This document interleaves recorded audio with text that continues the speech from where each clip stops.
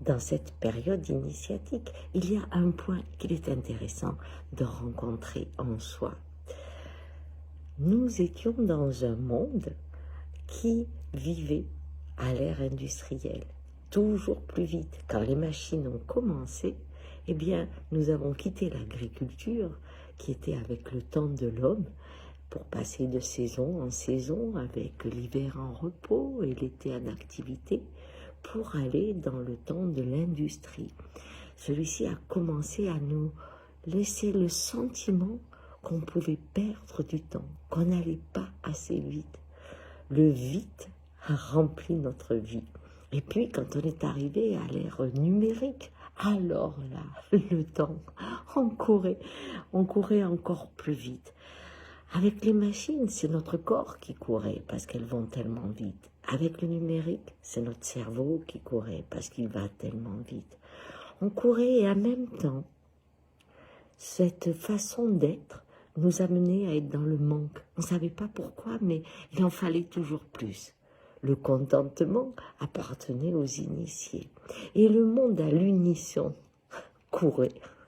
Je ne vois pas pourquoi le président a appelé son groupe en marche. Il aurait dû mettre en courant.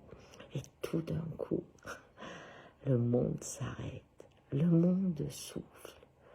Le monde réentend les oiseaux et recommence à sentir la nuit et le jour. Et il n'y a pas en chacun de nous cette peur de ne pas être à l'heure, d'être en retard par rapport aux autres. Parce que dans le temps ancien que nous vivions il y a quelques semaines, s'arrêter, c'est être exclu. Et cette vitesse demandait à chacun des prouesses. Mais surtout, elle était ajoutée à la compétition. Et regardez aujourd'hui, dans le temps du souffle, ce qui ressort, c'est la créativité.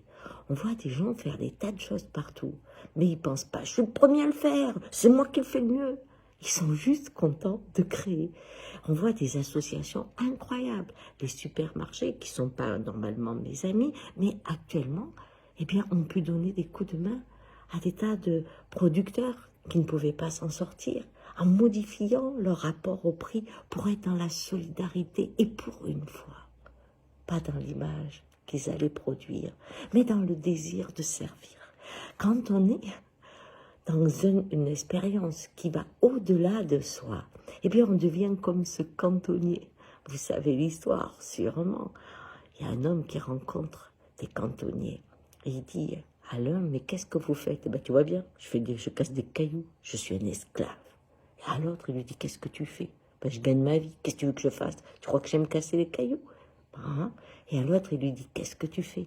Et là, il voit un visage radieux, il lui dit, je construis une église.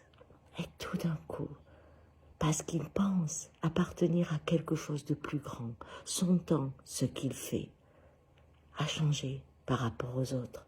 Il fait partie d'une mission, d'un futur qui le grandit.